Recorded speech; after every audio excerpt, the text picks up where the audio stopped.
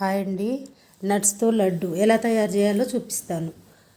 బాదం, జీడిపప్పు, పుచ్చగింజలు, గుమ్మడి గింజలు, అవిసె గింజలు, ఇవి అవిసె గింజలు, కర్బూజా గింజలు అండి అవి. ఇది పొట్టు గింజ తీసుకొని పెట్టుకున్న ఖర్జూర. ముందుగానే గింజలు తీసుకొని పెట్టుకోవాలి. అవి నువ్వులండి.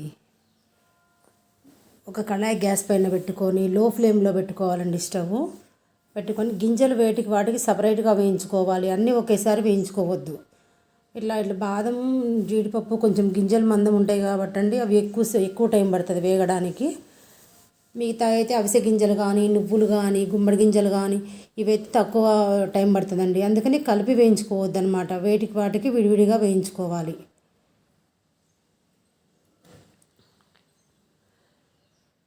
ఇవన్నీ వేయించడం అయిపోయిన తర్వాత మనం మిక్సీ పట్టుకోవాలండి. దీన్ని పౌడర్ అంటే మెత్తగా పౌడర్ చేయొద్దు, కొంచెం బరకగా పట్టుకొని బెల్లం, పంచదార ఏది లేకుండా, పాకం అటువంటివి ఏమీ లేకుండా మనం కొంచెం బరకగా మిక్సీ పట్టుకొని, నువ్వులు పట్టొద్దండి. మళ్ళీ నువ్వులు పట్టకుండా వీటి వరకు మంచిగా వేయించుకొని చల్లారబెట్టుకున్న తర్వాత పూర్తిగా చల్లారాలి, లేదంటే మిక్సీ పడుతుంటే ఆవిరి వస్తుంది.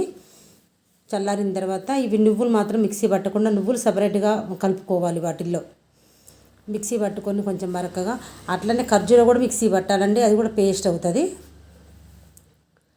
పేస్ట్ అయిన తర్వాత మొత్తం ఒక గిన్నెలో పోసి ఇవి పౌడరు, మనం మిక్సీ పట్టుకున్న ఖర్జూర పేస్టు ఒక దాంట్లో వేసి నెయ్యి వేసుకొని కలుపుకుంటూ వాటిని ఉండజుట్టుకోవాలన్నమాట. చాలా బాగుంటుందండి. పెద్దవాళ్ళు కానీ, చిన్నవాళ్ళకి కానీ ఎవరికైనా మంచి హెల్తీ ఫుడ్ ఇది. ఒకసారి మీరు చేసి చూడండి, చాలా బాగుంటుంది. ఇట్లా మనం చూసుకుంటూ సరిపోయేంత నెయ్యి పోసుకుంటూ ముద్దబడేలాగా లడ్డు చుట్టుకోవాలండి.